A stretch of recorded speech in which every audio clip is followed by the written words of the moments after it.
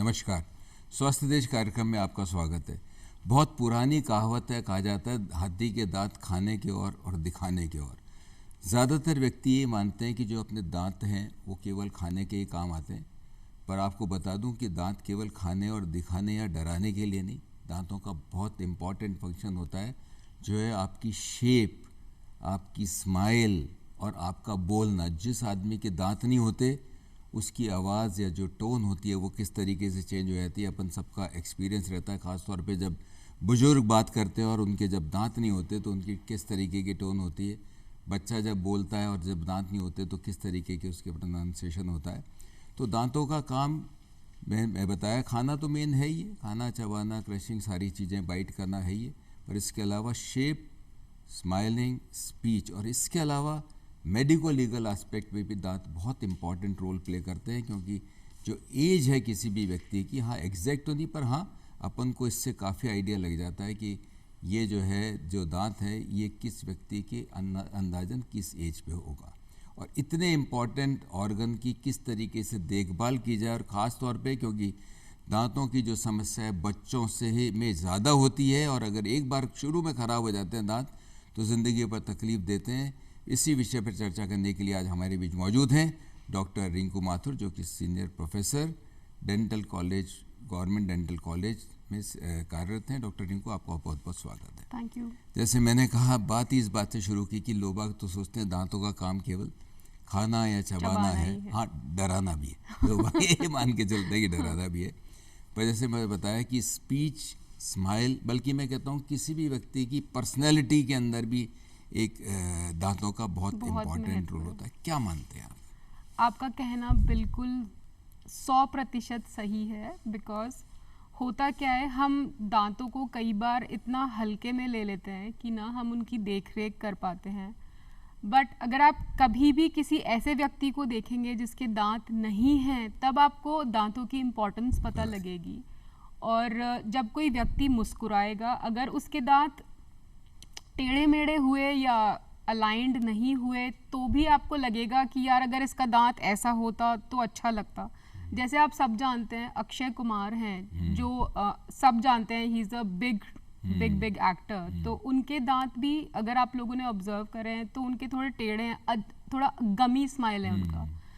तो वो इतना एविडेंट है कि जो मुझे लगता है सब लोगों ने उसको नोटिस करा है।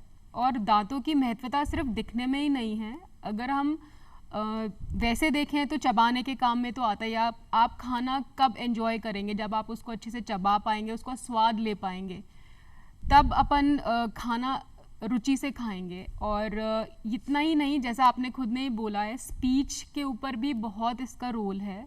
क्योंकि जब तक सारे दांतों से एक सील नहीं बनती है तब तक कोई भी शब्द एकदम 100% क्लियर नहीं निकलता है। तो अगर कोई तोतला कर बोल रहा है, या जैसे ये सब प्रॉब्लम्स शुरू हो जाती हैं छोटेपन से ही। अगर हम बच्चे के दांतों के, मान लीजिए किसी के दांतों के कीड़ा लग गया है या हट गए किसी कारण से, दांत वहाँ पर नहीं है, तो एक जगह क्रिएट हो जाती है। और जो स्पीच बचपन से ही खराब हो जाती है उसको ठीक करना थोड़ा सा मुश्किल हो जाता है। तो मैं ये कहना चाहूँगी कि स्पीच सिर्फ बड़ों के लिए ही नहीं इम्पॉर्टेंट है। बचपन से ही अगर अपन इन दांतों का ध्यान रखेंगे तो शुरुआत से ही बच्चे की स्पीच एकदम क्लियर होगी। डॉक्टर रिंकू, वैसे तो सबको पता है कि 32 ही मतलब 32 दांत, पर बचपन के अंदर दांत कुछ कम होते हैं और एक खुशी का माहौल होता है जब किसी भी बच्चे के पहली बार दांत आते हैं। तो मैं पूछना चाहूँगा कि जो बच्चों की, अगर अपन डेंटल ग्रोथ की बात करें, पहली चीज़ कि बच्चों में कौन कौन से दांत आते हैं, किस एज ग्रुप में नॉर्मली आते हैं, और ये जो दांत होते हैं ये कौन से दांत कहलाए जाते हैं। क्योंकि ये दांत कुछ होते हैं कि हट जाते हैं, और ये भी बड़ा लगता है, बच्चा खुद लेके आता है आपके पास तो कि मेरा तो दांत गिर गया, इसको वापस लगा दो, मतलब एक नॉर्मल फीलिंग रहती है। तो किस एज ग्रुप में बच्चों के डेंटिशन किस तरीके से बढ़ना शुरू होते हैं? देखिए, बच्चों के दांत आमतौर पर 6 महीने से लेकर के 9 महीने तक आने शुरू हो जाते हैं। और शुरुआत में सिर्फ नीचे के दांत मोस्टली देखा गया है कि नीचे के दांत पहले निकलते हैं और फिर धीरे धीरे करके ऊपर के दांत जो शुरू के निकलते हैं उन्हें इंसाइसर्स बोलते हैं। और धीरे धीरे कर 2.5 से 3 साल की उम्र तक सब दांत आ जाते हैं। वो करीबन 20 दांत होते हैं और ये सारे ही दांत 20 के 20 दांत जब बच्चा धीरे धीरे बड़ा होता है तो करीबन 12 से 14 ईयर्स 14 साल तक ये सारे दूध के दांत रिप्लेस हो जाते हैं, इनकी जगह दूसरे आ जाते हैं। और कुछ दांत ऐसे हैं जो मोलर्स कहलाते हैं, वो एक ही बार निकलते हैं, वो 6 साल की उम्र में आने शुरू हो जाते हैं। और मोलर्स जो होते हैं वो मतलब एक अक्कल दाढ़ होती है वो अलग होती है और जो बाकी मोलर्स होते हैं वो करीब 8 मोलर्स निकलते हैं। तो ये जैसे आपने बताया कि ये जो जैसे जो नाम ले रहे हैं, तो दांत होते कितने टाइप्स के हैं, मतलब अलग अलग जैसे आप नाम बता रहे हैं, और इनका हर एक का अलग फंक्शन क्या है? क्योंकि अक्कल दाढ़ की मैं बात नहीं कर रहा, हो सकता है कईयों में अक्कल नहीं आती हो, पर जो नॉर्मल जो आपने दांतों की बात करी है, जो आप नाम ले रहे हैं कि ये कैनाइन है, इंसाइजर है या मोलर है, जो भी है आप बताए, तो इनका पहली चीज़ प्लेसमेंट कहाँ होता है, एक रफली आप बता सकते हैं, एंड सेकेंडली उनका फंक्शन हर एक का अलग क्या क्या है? जी देखिए, जो दांत होते हैं इंसाइसर्स होते हैं, कैनाइन, प्री मोलर्स और मोलर्स होते हैं। जो इंसाइसर्स होते हैं जो हमारे सामने के दांत होते हैं, जो सामने के ऊपर के अगर अपन इमेजिन करें तो ऊपर के जो 4 दांत हैं उन्हें हम बोलते हैं, उनका इस्तेमाल हम बाइटिंग में करते हैं। और जो कोने के दांत होते हैं जिन्हें कई बार हम ड्रैक्युला टीथ भी कहते हैं, या जो नुकीला दांत होता है अपना, वो टीयरिंग में काम आता है। और जो प्री मोलर्स होते हैं वो मतलब उनका बहुत ज़्यादा चबाने में रोल नहीं है, पर जो मोलर्स होते हैं वो हमारे 80 to 90% खाना चबाना हम लोग मोलर से ही करते हैं। दाढ़ जिसको बोलते हैं, दाढ़ जिन्हें हम बोलते हैं, तो वो साइड के अंदर रहते हैं, जो और ये पीछे वाले के जो आगे। बड़े दांत होते हैं। ये जो आपने कैनाइन वर्ड यूज़ किया है, क्योंकि कैनाइन जो है एनिमल से लाया है, तो ये कैनाइन जो वर्ड है वहीं से लिया गया, और काटने का तो अपने कितना ज़्यादा काम आता है? अपने भी आता है। अगर अपन नॉन वेज खाते हैं तो उसमें बहुत इस्तेमाल होता है। और अगर अपन कुछ जैसे घर में भी अगर कुछ अपने को टेयर करना है, कई बार अपन अपनी आदत होती है कि अपन मुंह से उसको टेयर करने की कोशिश करते हैं या तोड़ने की कोशिश करते हैं, तो वो बहुत स्ट्रॉन्ग टूथ होता है, तो वो उस सब में अपन इस्तेमाल करते हैं। डॉक्टर रिंकू, क्योंकि आपका मेनली डेंटिस्ट्री में भी वैसे बहुत सुपर स्पेशलिटीज़ हैं, उसका भी अपन चर्चा करेंगे, पर आपका mainly focus paediatric dental care पे है, तो अपनी चर्चा जो है आज इस पे ज़्यादा फोकस्ड रहेगी। सबसे पहले तो मैं आप कुछ चीज़ें पूछना चाहूँगा, क्योंकि जो मेरे को भी लगता है कि पता होनी चाहिए, क्योंकि ब्रशिंग बहुत इंपॉर्टेंट चीज़ मानी जाती है, और कहा जाता है कि अगर जो प्रॉपर ब्रशिंग है वो कोई व्यक्ति करता रहता है तो एक तरीके से उसके डेंटल प्रॉब्लम्स बहुत कम हो जाती है। पर जो बच्चे हैं 6 महीने का, साल भर का, वो 2 साल का, उस बच्चे को क्या है, कैसे आप उसकी डेंटल हाइजीन के लिए एडवाइस करते हैं? ब्रशिंग करना तो उसकी बस की बात है, ये दांत आने शुरू हो गए 6-8 महीने से, कैसे केयर की जाती है? ये बहुत इम्पोर्टेंट सवाल आपने मुझसे पूछा है। होता क्या है कि अपन सोचते हैं कि सारे दांत आएंगे तभी हम ब्रश करेंगे, पर ये एक बहुत इम्पॉर्टेंट चीज़ है कि जैसे ही बच्चे के दांत उग जाते हैं, हमें एक साफ कपड़े से हमेशा फीड कराने के बाद उस एक बहुत ही साफ कपड़े से उन दांतों को पोंछना चाहिए। क्योंकि होता क्या है, हर जने के मुंह में बैक्टीरिया होते हैं, कुछ अच्छे बैक्टीरिया होते हैं, कुछ खराब होते हैं। अब मान लीजिए बैक्टीरिया का आप खाना प्रोवाइड करेंगे, मान लीजिए बच्चे ने दूध पिया है, तो फिर बैक्टीरियल एक्शन शुरू होने लग जाता है। अगर अपन चाहें कि बच्चे के दांत स्वस्थ रहें तो हमें शुरुआत से ही उनके दांतों को सफाई शुरू कर देनी चाहिए। और फिर ब्रशिंग तो देखिए, जब तक बच्चा बड़ा नहीं हो जाता, जब तक उसकी मैनुअल डेक्स्ट्रिटी डेवलप नहीं हो जाती, वो कम से कम 5-6 साल के बाद ही होती है, तो उसके पहले हम लोग एक फिंगर ब्रश भी आता है जिससे पेरेंट्स पहन करके उसको क्लीन कर सकते हैं। और टूथपेस्ट भी जो होता है वो हमें यूज़ करना चाहिए, बिल्कुल जैसे ब्रश पे बस स्क्रब करना चाहिए। हम जैसे आमतौर पर बड़े जो लोग ऐड में दिखाते हैं पूरे एग्जैक्टली बड़े लोग तो अपन बहुत सारा एक साथ पूरे टूथब्रश जितना डिस्पेंस कर लेते हैं, पर छोटे बच्चों के लिए हमें सिर्फ एक हल्का सा वही करना चाहिए, स्क्रब करना चाहिए, ताकि बहुत ज़्यादा टूथपेस्ट बच्चे के टूथब्रश पे नहीं लगे, क्योंकि अगर वो मान लीजिए बच्चा खा जाएगा मोस्ट ऑफ द टाइम, क्योंकि उसको अभी जो बहुत छोटे बच्चे होते हाँ, हैं वो उनको पता अच्छे भी से नहीं उनको कुल्ला करना नहीं आता आता, है। हाँ। तो उनके लिए कम से कम टूथपेस्ट लगाना होता है, और वो भी हमें करीब 2.5 साल के बाद ही इंट्रोड्यूस करना होता है। उसके पहले हम सिर्फ एक ब्रश से अच्छी तरह से सारे दांतों को साफ कर सकते हैं। स्पेशली वो फिंगर ब्रश आता है जो पेरेंट्स यूज़ कर सकते हैं। बच्चा जब बड़ा हो जाता है तब वो अपना ब्रश करना जब सीख जाता है तब अपन उसको इंट्रोड्यूस करा सकते हैं टूथब्रश डॉक्टर से। रिंकू, हर समय कहा जाता है, और क्योंकि ऐड आता है, मैं चाहूँगा किसी ऐड का, किसी का अपन ट्रेड नेम का नाम नहीं ले। जी। ब्रश रोज ऐड आते हैं, साहब ये ब्रश इस्तेमाल करो, पेस्ट ये इस्तेमाल करो, इसमें एक्स क्वालिटी है, वाई क्वालिटी है। पर जब भी आप जैसे किसी भी डेंटिस्ट से बात की जाती है, या आप तो प्रोफेसर हैं, तो कहा जाता है कि ब्रश और पेस्ट की इतनी इम्पोर्टेंस नहीं है जितनी टेक्निक ऑफ ब्रशिंग की इम्पोर्टेंस है। क्या मानते हैं आप? दोनों, देखिए दोनों चीज़ें साथ साथ चलती हैं, क्योंकि ब्रश हर जगह पहुंच रहा है, आपके हर दांतों के कोनों में पहुंच रहा है। टूथपेस्ट की भी महत्वता है, क्योंकि टूथपेस्ट में भी क्वालिटीज़ होती हैं। वो आपके झाग बनाएगा, आपके पूरे ब्रशिंग करेगा, सब मतलब उसकी क्वालिटीज़ अलग हैं। तो दोनों की महत्वता है। साथ साथ अगर हम मान लीजिए ब्रश को ढंग से नहीं करेंगे तो उनका क्या फ़ायदा? तो उनका क्या फ़ायदा है? तो दोनों चीज़ें साथ साथ चलती हैं। एक अपने यहाँ क्या मतलब ऐसे लगता है सबको कि हम हार्ड टूथब्रश यूज़ करेंगे तो बहुत अच्छी सफाई होगी, हालांकि ऐसा नहीं होता है। फिर लॉन्ग रन में क्या होता है कि सारे दांत घिसने लग जाते हैं। तो हमें हमेशा एक सॉफ्ट टूथब्रश ही यूज़ करना चाहिए। बच्चों का ही नहीं, इवन सब बड़े लोगों को भी सॉफ्ट टूथब्रश ही यूज़ करना चाहिए, ताकि हमें दांत हमारे साफ़ हो जाएं, साथ साथ हमारे दांत बचे भी रहें। क्योंकि अगर हम हार्ड टूथब्रश यूज़ करते हैं तो दांत घिसने लग जाते हैं, और जब वो घिसने लग जाते हैं तो फिर वो नई प्रॉब्लम्स शुरू हो जाती हैं दांतों की। डॉक्टर रिंकू, जैसे ब्रश करने मतलब मिनिमम टाइम देता है आदमी, एक नॉर्मल बात बता रहा हूँ, उसको लगता है ब्रश मतलब कर किया, और क्योंकि एक आजकल तो काफ़ी अच्छी वो आ जाती है आपको मुंह के अंदर, उनको लगता है ब्रशिंग हो गई। नॉर्मल ब्रशिंग में कितना टाइम लगता है एक एडल्ट?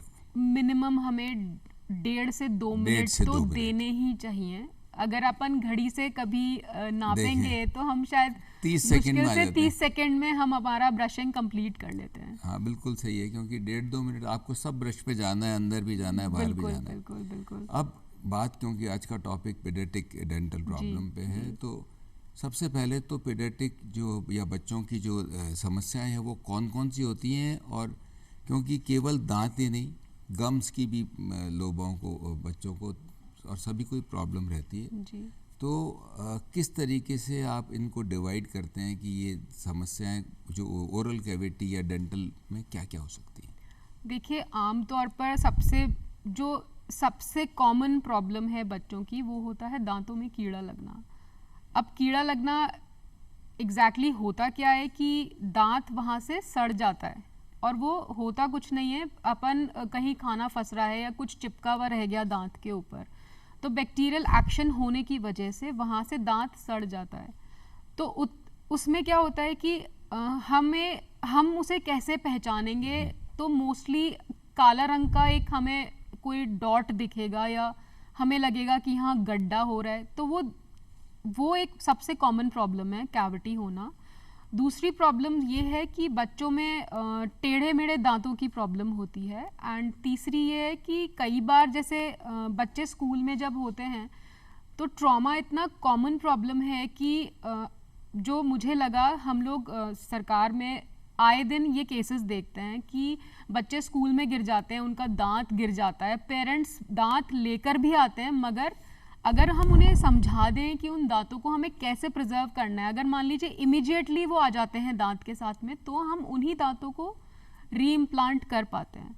मगर होता क्या है कि कई बार वो इतना ज़्यादा डैमेज हो चुका होता है दांत, क्योंकि वो मुंह से बाहर बहुत ज़्यादा समय तक रह चुका होता है, तो उसको लगाने से उस दांत की प्रोग्नोसिस बहुत कम हो जाती है। वैसे आपने बताया कि दांत अगर ले आए ढंग से, जी, वो ढंग क्या है? क्योंकि क्या है कि अगर खुद का ही दांत खुद के लग जाए तो इससे बढ़िया, क्या जी, सेटिस्फेक्शन वाली जी, बात है। जी, जी, उसमें सबसे महत्वपूर्ण तो एक टाइम होता है। अगर मान लीजिए हमारे स्कूल में ही अगर नर्सिंग या इन्फर्मरी है जहाँ पर नर्स एजुकेटेड है, तो एक सॉल्यूशन आता है। वैसे उसकी अवेलेबिलिटी लिमिटेड ही होती है, तो अगर उसमें रख दें तो आइडियल सिचुएशन होती है। अगर नहीं तो हमारे पास दूध अवेलेबल होता है, सलाइन अवेलेबल होता है, इन चीज़ों में भी हम प्रिजर्व करके उसको दूध मतलब इमिडिएटली डेंटिस्ट के पास रिपोर्ट करना। जितनी जल्दी हम बच्चे को लेकर आएंगे उस दांत के साथ में, उतना ही प्रोग्नोसिस अच्छा होता है। एंड होता यह है कि बच्चों में क्योंकि हीलिंग बहुत फास्ट और बहुत अच्छी होती है, तो उसकी प्रोग्नोसिस बहुत अच्छी हो जाती है। तो अगर हम ये सबको समझाएं कि स्कूल में भी ये मतलब इतनी अवेयरनेस होनी चाहिए कि टीचर्स भी ध्यान रखें, एंड अगर इन्फर्मरी है तो वहाँ का नर्सिंग स्टाफ भी पूरा ध्यान रखे, ताकि एटलीस्ट ये हो सके कि कोई एक बच्चा जिसका दांत अभी उगाई है 8-9 साल में और वो ही निकल गया, तो हम उसी को ही बचा लें। डॉक्टर रिंकू, एक बहुत कॉमन प्रॉब्लम है कि बच्चों के दांत बाहर आ जाते हैं, और ख़ास तौर पे जो थंब सकिंग करते हैं, बहुत बड़ी समस्या है। लोग बाग बच्चों को डांटते हैं, मारते हैं, पता नहीं क्या क्या लगा देते हैं थंब सकिंग को रोकने के लिए। पहली चीज़ कि थंब सकिंग से क्या क्या प्रॉब्लम्स हो सकती हैं और उसको हटाने के लिए क्या तरीका क्या है? देखिए, थंब सकिंग एक बहुत ही कॉमन चीज़ है जो हमने देखा है कि कई बार हमारे अल्ट्रासाउंड भी जब हम कराते हैं तो बच्चा माँ के पेट में भी अंगूठा पीता हुआ पाया गया है। तो होता ये, उसको एक सेंस ऑफ सिक्योरिटी रहती है। तो अंगूठा लेना एक बहुत ही कॉमन प्रॉब्लम है। उसमें होता क्या है, जब तक दांत नहीं आ रहे हैं तब तक उसका फिर भी डेंटिशन बचा रहता है, मगर जैसे ही दांत उगने शुरू होते हैं तो बच्चा अगर बहुत ही इंटेंसिटी से अगर अंगूठा चूसता है तो पूरा जॉ का जो शेप है वो चेंज हो जाता है। ऊपर का जबड़ा लिटरली मतलब छोटा हो जाता है, सकड़ा हो जाता है, बाहर की तरफ निकलने लग जाता है, और नीचे वाले जो दांत हैं वो अंदर की तरफ धकेलने लग जाते हैं, और जो जीभ होती है उसको रेस्ट करने की जगह कम हो जाती है। तो होता क्या है कि पूरा एज अ यूनिट अगर हम देखेंगे तो बच्चे के दांत भी बाहर आ गए, जीभ को रेस्ट करने की जगह भी नहीं है, तो बार बार बाहर निकालेगा तो नीचे के दांत भी खराब होने लग गए। और देखिए, एक बार जबड़े का शेप चेंज हो गया, क्योंकि वो छोटी उम्र में ही शेप बहुत प्रेशर लगा रहा है, तो शेप आसानी से चेंज हो जाता है। तो अगर वो परमानेंटली चेंज हो जाता है तो जब वो बड़ा हो जाएगा, अगर वो तार भी बंधवाएगा तभी भी वो जॉ हमेशा बाहर की तरफ ही रहेगा। तो हमें कोशिश ये करनी चाहिए कि 4 साल के बाद तो पूरा हमें ध्यान से ही इस हैबिट को ब्रेक करना चाहिए। अगर बच्चा किसी भी कारण से ये हैबिट नहीं छोड़ पा रहा है तो हमारे पास ऐसे बहुत सारे उपाय हैं, अप्लायंसेस हैं, जिसको लगाने के बाद 100% अंगूठा चूसने की आदत छूट जाती है। बॉटल फीडिंग एक बहुत कॉमन प्रॉब्लम है, और बच्चों की हाइजीन जो है, आधे इन्फेक्शन उस बॉटल की वजह से होते हैं, क्योंकि बॉटल का स्टरलाइजेशन या उसकी हाइजीन प्रॉपरली मेंटेन नहीं होती। डेंटल प्रॉब्लम्स का जो बॉटल फीडिंग है, इससे क्या रिलेशन? देखिए, डेंटल प्रॉब्लम्स जो छोटे बच्चों में वो शुरू ही बॉटल फीडिंग से होती है। अगर अपन देखें तो जैसे बच्चे क्या होते हैं, रात में जब सो रहे हैं तो उनके मुंह में बॉटल होती है। पेरेंट्स कई बार रात में सबको ही नींद आ रही होती है एंड बच्चे बार बार दूध की डिमांड रखते हैं, तो हम बॉटल को मुंह में छोड़ देते हैं। कई पेरेंट्स नींद में हो जाते हैं, वो छूट भी जाती है बॉटल। अगर हम उस बॉटल को हटा भी देते हैं, अब होता क्या है, बच्चा तो सो रहा है नींद में, तो जो जीभ है उसका और जो तालू है एक सील बन जाती है और उसमें दूध रह जाता है। तो अब होता क्या है, दूध रहने से फिर वही होगा, बैक्टीरियल एक्शन होगा और कीड़े लगने शुरू हो जाते हैं। और ये इतना फास्ट प्रोसेस होता है कि जब दांत उगे हैं उसमें, और जब बच्चा 2-2.5 साल का है उतने में ही इतने ज़्यादा खराब हो जाते हैं दांत कि उन दांतों को अगर इलाज नहीं किया तो वो पूरे खिरके गायब से हो जाते हैं। और अगर हम बॉटल फीडिंग मान लीजिए कई बार हमें करानी ही पड़ती है, तो होता क्या है उसमें, हमें ये करना चाहिए, साथ में एक पानी की बोतल भी हमें रखनी चाहिए, जिससे एटलीस्ट वो जो दूध है वो पानी के पीने से वहाँ से हट जाए। अपने यहाँ क्योंकि प्रचलन मीठा या चॉकलेट खाने का बहुत ज़्यादा है, और जब भी बात आती है दांत में जो आपने बताया कीड़े लगने की, उसमें पहली चीज़ पूछी जाती है, कहते हो बच्चे चॉकलेट ज़्यादा मत खाना। तो चॉकलेट ही समस्या है या एनी फूड पार्टिकल, अगर प्रॉपरली रिंसिंग है किसी चीज़ की, जैसे आपने बताया अभी, क्योंकि कुल्ला करना, या मैं कहता हूँ सबसे इम्पोर्टेंट तो नाइट ब्रशिंग है। क्या मानते हैं आप? क्योंकि अपने यहाँ लोग सुबह उठ के तो ब्रश कर लेते हैं, पर अगर टोटल परसेंटेज में देखें, इवन घर पे भी अगर देखते हैं, तो सब जने नाइट ब्रशिंग नहीं करते, या कई बार लेट होते हैं, अवॉइड कर लेते हैं। नाइट ब्रशिंग की डेंटल हाइजीन में कितनी इम्पोर्टेंस है? देखिए, फर्स्टली अगर अपन ये सोचें कि चॉकलेट एक इकलौता ऐसा सोर्स है जिससे कीड़े लगते हैं, तो बिल्कुल गलत है। क्योंकि चॉकलेट इसलिए ज़्यादा बदनाम है क्योंकि वो दांत पे जाके चिपक जाती है। तो ऐसी बात नहीं है, और भी चीज़ें हैं जो दांत पे जाके चिपकती हैं, जैसे कि मान लीजिए चिप्स ही हो गए, अपन ने कुरकुरे खा लिए, या कोई भी खाना ऐसा जो स्टिकी है वो जाकर दांत पे चिपकता है। अगर स्टिकी फूड होगा तो उसमें कैविटी होगी। तो सिर्फ चॉकलेट ही नहीं है, और जो भी चीज़ दांत पे चिपकती है उससे कैविटी होती है। और दूसरा, नाइट ब्रशिंग इसलिए इम्पॉर्टेंट है क्योंकि हम पूरा दिन भर का खाना खाया हुआ हमने अगर ब्रश कर लिया रात में, तो उससे होगा ये कि हाइजीन बहुत अच्छी हो जाएगी हमारी। और रात भर होता क्या है, ना हम बात करते हैं, ना हम पानी पीते हैं, ना हम कुछ खा रहे हैं, तो वो एक ऐसा टाइम हो गया, कम से कम मिनिमम 5 से 7 घंटे का एक ऐसा टाइम हो गया जिसमें बैक्टीरियल एक्शन एकदम 100% एक्टिविटी में आ जाता है। तो उससे हमें नुकसान होना ज़्यादा हो जाता है, क्योंकि कैविटीज़ ज़्यादा हो जाएंगी हमें, हमारे सुबह हम उठते हैं तो हमारी एक बैड ब्रेथ की भी प्रॉब्लम शुरू हो जाती है।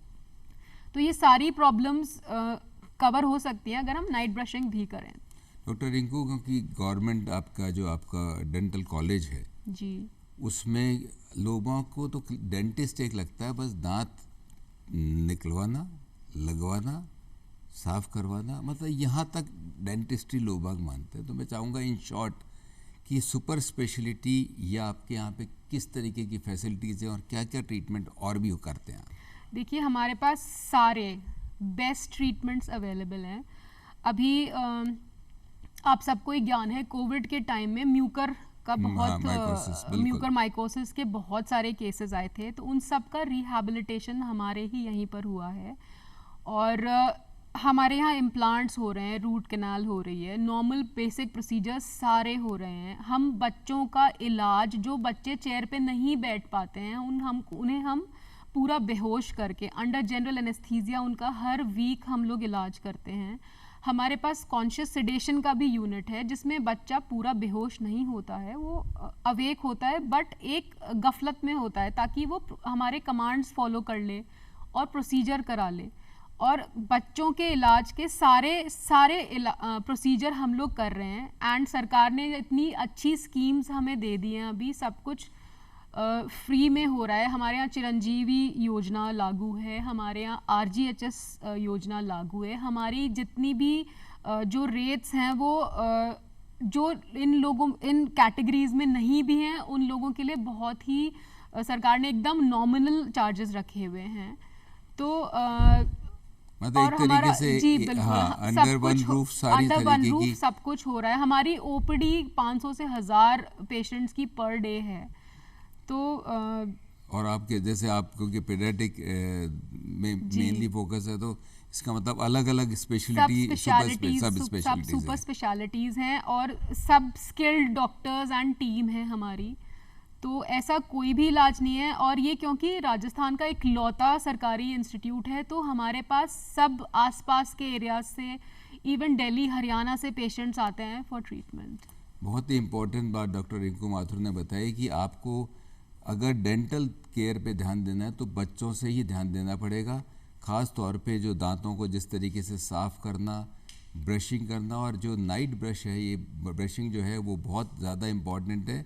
और जो ख़ास तौर पे जो बॉटल से जो फीडिंग कराते हैं वो इस चीज़ का ध्यान रखें कि कोई भी प्रॉब्लम डेवलप नहीं हो, और मिल्क पिलाने के बाद आप थोड़ा सा उसको पानी भी दे सकते हैं। डॉक्टर डिंकू, आप आए और इतनी महत्वपूर्ण जानकारी दी, इसकी धन्यवाद। नमस्कार। Thank you.